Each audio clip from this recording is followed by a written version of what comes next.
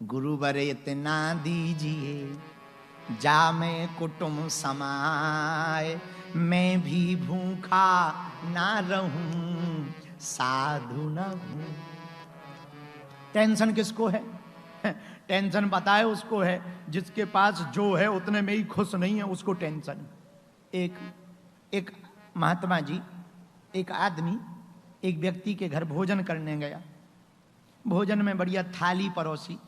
वो माता जी बूढ़ी थी, उन्होंने भोजन में बढ़िया रबड़ी, पनीर, मालपुआ, पूड़ी, दाल, चटनी, चावल रखे। बातें करते करते वो पापड़ लेके आई, पर पापड़ परोसना भूल गई। कई माताओं की आदत होती है, बातें इतनी करती हैं कि पूछो ही मत। वो पापड़ लेके बैठ गई। अब पापड़ उन्होंने परोसा नहीं। अब जो भाई साहब भोजन कर रहे थे उनकी नजर भोजन से ज्यादा पापड़ पे थी।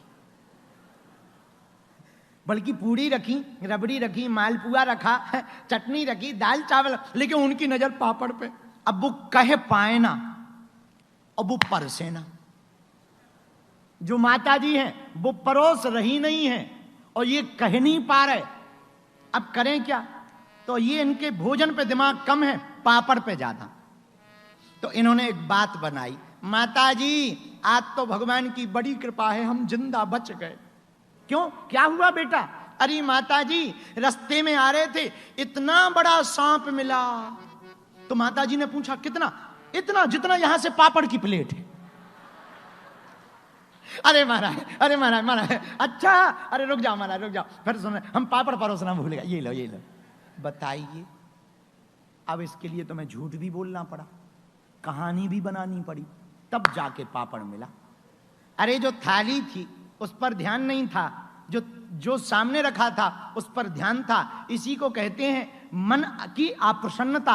हमारे पास जो होता है उसका तो एंजॉय नहीं करते हैं, जो नहीं होता है उसके सपने देख करके तनाव लेते हैं। ये डिप्रेशन का कारण है, ये तनाव का कारण। जो है उसका आनंद लो। अब जो पीछे बैठे बढ़िया है, पीछे बैठे, कम से कम कुछ गड़बड़ होगी तो जल्दी तो भग तो जाओगे। लेकिन कुछ लोग इस टेंशन में बैठे हैं, पीछे तो बैठे हैं, आगे बैठे होते गुरुजी अच्छे दिखते नजदीक से, हाँ क्लियर दिखते, पूरा एचडी प्रोफाइल दिखती है। अब पीछे बैठे हैं। अरे भाई, कई बार पीछे वालों का ज्यादा भला हो जाता है, आगे वाले हलुआ नाथ रह जाते हैं। हाँ, हमारे बहुत से चेला ऐसे हैं जो हमारे साथ रह के भी हमें नहीं समझ पाते, पर बहुत से चेला ऐसे हैं जो घर बैठे हमें समझ जाते हैं। तो ये महत्वपूर्ण नहीं है कि आप कितने हमारे नजदीक हो, महत्वपूर्ण ये है कि तन से नजदीक हो या ना हो, मन से कितने नजदीक हो। इसलिए मेरे पागलो, तनाव का पहला उपाय, तनाव मुक्ति का पहला उपाय, इग्नोर करो बहुत सी बातों को। जो व्यर्थ की बातें हैं, दो कान दिए, एक से सुनो दूसरे से निकालो। जय बजरंगबली की। हम अपनी आधे से ज्यादा एनर्जी तो लोगों को प्रमाण पत्र देने में ही बर्बाद कर देते। हम ऐसे हैं, हम वैसे हैं। अरे हम ऐसे हैं, तुम्हें जैसे लगे सो देख लो। और यहां नाना प्रकार के लोग बैठे हैं, अनेक प्रकार के, और सबके अपने अपने मत हैं, अपनी अपनी मति है, सबकी अपनी अपनी बुद्धि है। अब हम सबको प्रमाण दें, नहीं हम ऐसे ही हैं, नहीं हम वैसे ही हैं, तो कथा नहीं हो पाएगी, प्रमाण देने में ही समय निकल जाएगा। अब हम कहें हम बहुत लेट हो गए, हमारी गलती नहीं थी, गाड़ी ही धीमी चली, यहां ट्रैफिक बहुत ज्यादा था, ये वो दुनियादारी पर कथा थोड़ी होगी।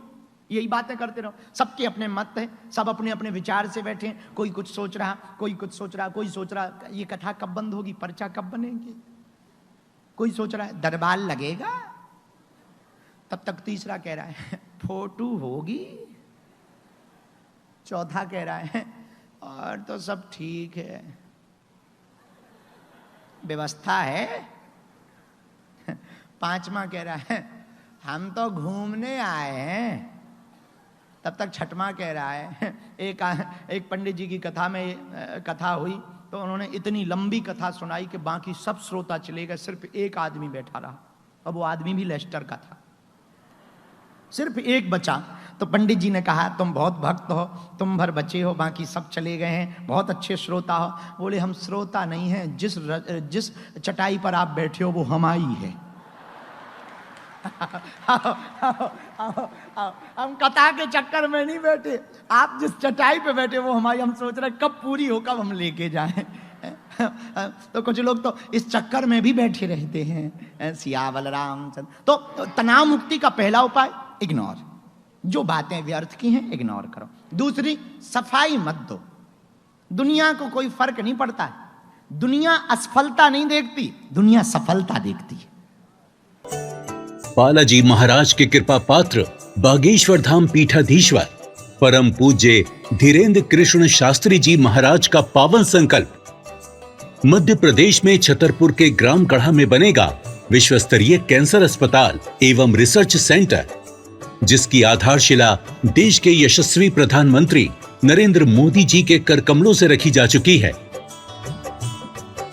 200 करोड़ रुपए की लागत वाले 100 बेड के इस अस्पताल में गरीबों का होगा मुफ्त इलाज। ये बहुत बड़ा अवसर है, बहुत बड़ा काम है।